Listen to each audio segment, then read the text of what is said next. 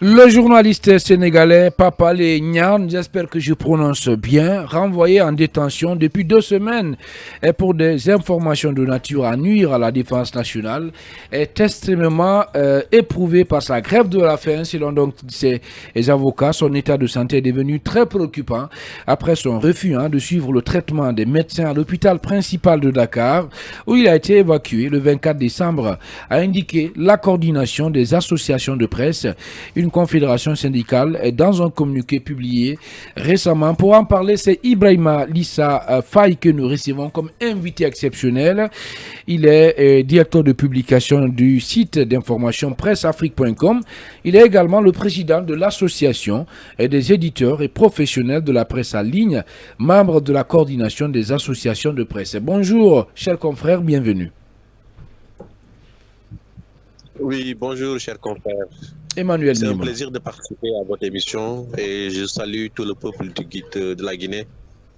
Alors, Ibrahim Lissafal, on parle du cas justement de Pape Alé Niang qui est en détention, il faut le rappeler, depuis un peu plus de 2 semaines déjà. D'abord, est-ce qu'on peut savoir de quoi il s'agit? Parce que on aimerait bien faire comprendre l'affaire. Est-ce qu'elle est liée à une question de liberté d'opinion ou est-ce que quel est en réalité les faits qui lui sont reprochés?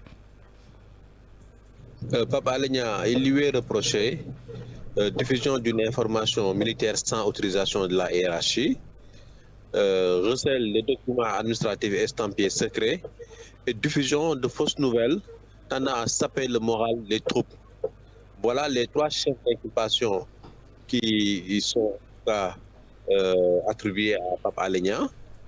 Et il y a 4 articles du code pénal qui sont visés également ici. Et juste pour dire que ça date du 6 novembre 2022, il a été enlevé dans la rue de manière rocambolesque parce qu'il était en train de réparer ses pneus et la police est venue l'arrêter en pleine rue dans des conditions vraiment dignes, en tout cas d'un pays autocratique. Alors, et il a été placé en garde à vue et le vendredi 9, il a été inculpé et placé sous mandat de dépôt. Bien. Mamadou Boy. En tout temps, il a eu... oui. Alors, Ibrahim, aujourd'hui, notre confrère, il a été inculpé. Vous êtes revenu sur les chefs d'accusation qui pèsent contre lui. Mais quel est aujourd'hui son état? Parce qu'on nous apprend que son état de santé est dégradé. Revenez-nous sur son état de santé. Comment il se porte aujourd'hui? Et à votre niveau là-bas, les associations de presse, la corporation, comment est-ce que vous vous mobilisez en termes de lobbying pour pouvoir, n'est-ce pas, obtenir la libération de notre confrère? Son état de santé se dégrade de jour en jour. Pape Alé Niang observe une grève de la faim depuis 18 jours maintenant. 18 jours qu'il est retourné en prison. Bien, d'accord. Allez, Ibrahim Sorilène Konsouma. Tout soin, tout traitement. Et donc, pour vous dire que son état de santé est très critique. D'accord. Et Allez. d'ailleurs, c'est pour ça qu'une demande de liberté provisoire a été déposée par ses avocats avant même, disons, l'avis de clôture du juge pour espérer en tout cas une liberté provisoire et que la procédure se poursuive. D'accord. Allez, La corporation, est-ce qu'il y a des actions engagées au niveau de la corporation sur place, puisque la solidarité en pareille circonstance, elle est importante? Ah oui.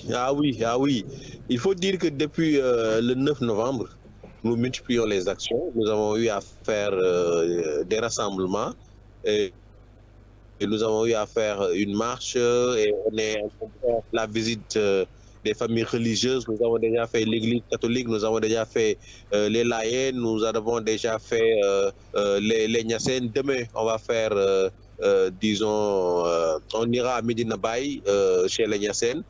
Donc, pour vous dire que pas plus tard qu'hier, on était dans une veillée pour demander encore sa libération où on a éteint toutes les lampes, on a allumé les bougies, on a scandé libéré Pape Alé Niang et les gens se sont succédés au micro pour dénoncer en tout cas ces dérives autoritaires. Eh bien, juste pour vous dire qu'en tout cas, la pression ne se plie pas et que de toute façon, on va dépoussiérer les points du plan d'action qui n'avait pas été mis en branle lors de sa première arrestation. Bien. Et donc, on va aller vers une journée ou des journées sans presse et également le gouvernemental. Bien. Et nous allons programmer aussi une nouvelle marche d'ici la semaine prochaine.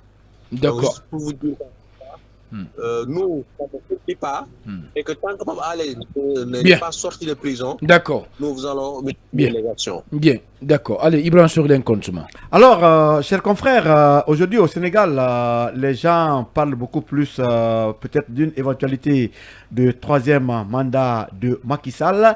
Est-ce que dans vos mouvements, les gens font également allusion à ça? Qu'est-ce qui choque l'opinion, en dépit de tout ce que vous avez dit ici à l'antenne par rapport au cadre de notre confrère? Bon, ce qui choque l'opinion, c'est le rétrécissement en fait des espaces de liberté, liberté d'expression, liberté de marche, s'exprimer et tout.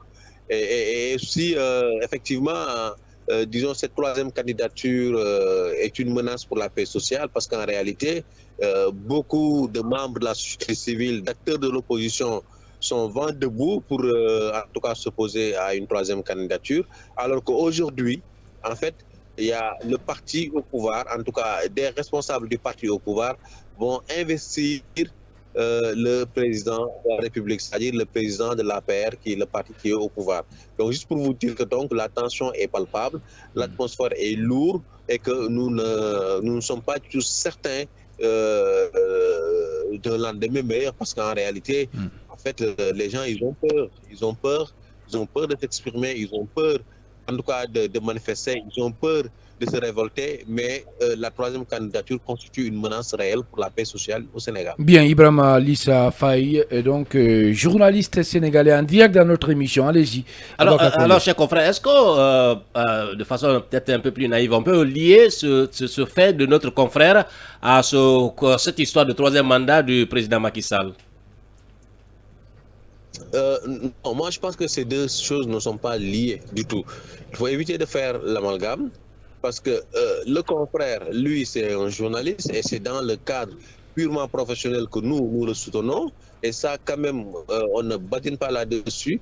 Et pour ce qui est maintenant de la troisième candidature, là, ce sont des membres de la société civile, mais aussi des membres de l'opposition qui s'érigent contre ça et qui mènent le combat. Nous menons le combat pour la libération de notre confrère Pape Alé Niang et nous espérons en tout cas qu'il sera, disons, libéré le plus rapidement possible parce qu'une demande de liberté provisoire a été déposée. Bien, une dernière question, Emmanuel Milimono. Monsieur Faye, est-ce que, en tant que professionnel des médias au Sénégal, vous pensez que les informations qui ont été diffusées par Pape Alé Niang et qui lui valent aujourd'hui cette détention, est-ce que vous pensez que ces informations sont de nature à justifier ce qui lui arrive aujourd'hui? Du tout. On ne le pense pas du tout parce que Pape Alé Niang a été arrêté, inculpé et placé sous mandat de dépôt sur des bases vraiment